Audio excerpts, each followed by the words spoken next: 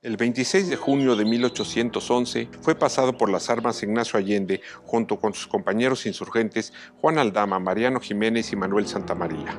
Allende, natural de San Miguel el Grande y capitán del Regimiento Provincial de Dragones de la Reina, formó parte del grupo de conspiradores que en Querétaro planeó la independencia de la Nueva España.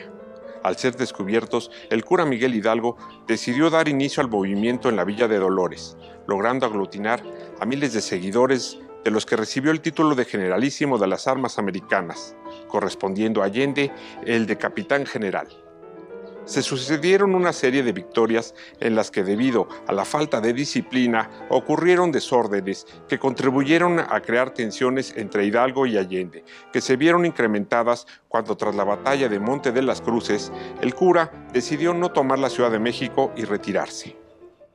Tras la derrota de Puente de Calderón del 11 de enero de 1811, a mano de los realistas, los insurgentes salieron de Guadalajara, dirigiéndose al norte con la intención de llegar a Estados Unidos y obtener recursos para continuar la lucha.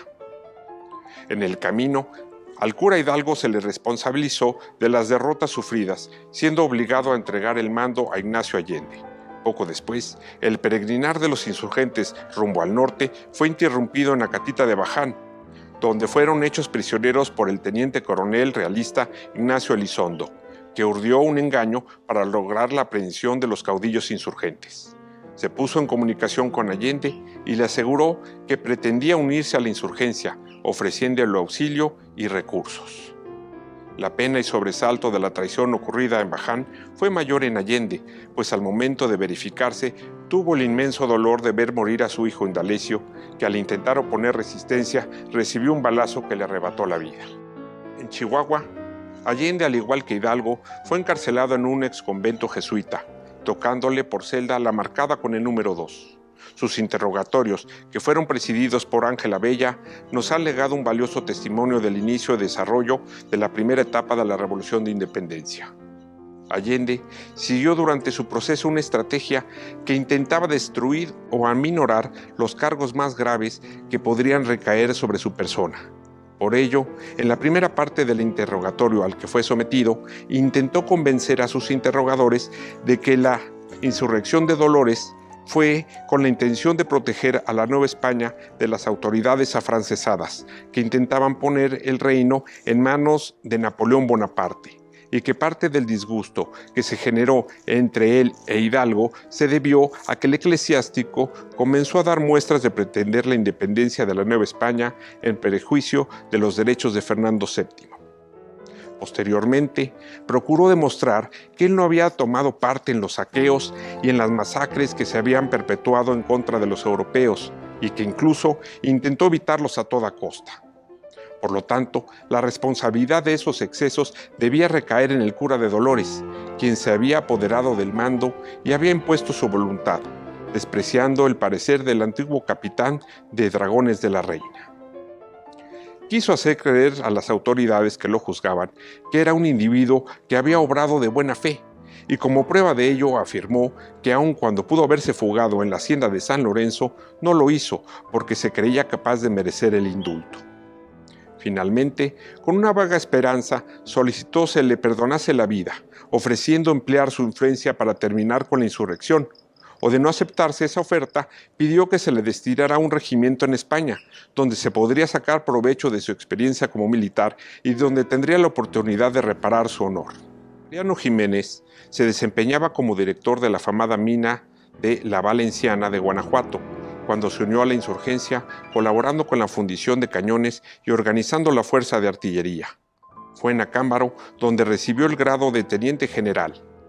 Merece la pena destacar que tras la batalla de Monte de las Cruces fue comisionado para entregar al virrey la nota que exigía la entrega de la Ciudad de México. Más tarde, Ignacio Allende le encomendó que promoviera la insurrección en las provincias del norte, tarea que cumplió satisfactoriamente. Sus últimas 24 horas de vida las pasó en una celda en compañía de Manuel de Santamaría, también condenado al último suplicio. Santamaría, cuando tuvo noticias de la revolución insurgente, era un militar realista que desempeñaba el cargo de gobernador militar y político del nuevo Reino de León. Convencido de la justicia del movimiento, decidió unirse a él, siendo nombrado mariscal de campo por Allende en Saltillo. Pedro Armendáriz, oficial realista encargado de custodiar a Jiménez y Santamaría, refiere que tras conocer la sentencia en su contra, entre ambos infundían valor y ánimo. Juan Aldama, como Allende, era natural de San Miguel el Grande y capitán del regimiento de dragones de la Reina. Fue él quien recibió el aviso que Josefa Ortiz de Domínguez les hizo llegar, anunciando que la conspiración de Querétaro había sido descubierta. En el juicio al que fue sometido, intentó también en vano salvar su vida, firmando un manifiesto retractándose de sus acciones. Quien corrió con mejor suerte fue Mariano Abasolo, que aun cuando se hallaba presente en Dolores, su pueblo natal, el día del grito de independencia, fue hasta San Miguel el Grande cuando se unió a la revolución. En Guanajuato, fue comisionado por Hidalgo para entregar al intendente José María Riaño el pliego en donde se le intimaba la rendición de la ciudad. Posteriormente, en Acámbaro fue nombrado teniente general. Logró salvarse del patíbulo gracias al empeño de su esposa Manuela Rojas Taboada, quien no dudó en pedir clemencia a Nemesio Salcedo, al general Calleja y hasta el mismo virrey, teniendo que realizar largos y peligrosos viajes para conseguirlo. Finalmente, se le condenó a presidio por 10 años que debía cumplir en España, confiscación de sus bienes y afrenta para sus hijos. Abasolo permaneció recluido hasta enero de 1815, cuando fue enviado a España, donde fue internado en el castillo de Santa Catalina, en Cádiz, donde murió al año siguiente. Antes de que se ejecutara la sentencia, el comandante realista Nemesio Salcedo dictó un bando prohibiendo las muestras de compasión en favor de los prisioneros, por lo que el fusilamiento se llevó a cabo sin la asistencia de público. El miércoles 26 de junio de 1811, los condenados salieron del Hospital Real Militar. Su recorrido no fue muy largo, solo hasta la plazuela situada a espaldas de su prisión. Los colocaron frente a los banquillos que cada uno debía ocupar. Allende se levantó la venda que cubría sus ojos, volvió el rostro, contempló por un momento el campo y a la gente que lo rodeaba. Sin decir palabra, tomó asiento en su lugar y ajustó nuevamente su venda. Juan Aldama, Mariano Jiménez y Manuel Santamaría fueron situados en sus puestos. A una sola orden, el pelotón hizo fuego. A cada uno le correspondieron 4 disparos por la espalda, que bastaron para privarlos de la vida, sin necesidad de tiro de gracia. Sus cabezas, separadas de sus cuerpos, fueron colocadas en jaulas de hierro y exhibidas como escarmiento en la Alhóndiga de Granaditas de Guanajuato, y ahí permanecieron hasta la consumación de la independencia de México.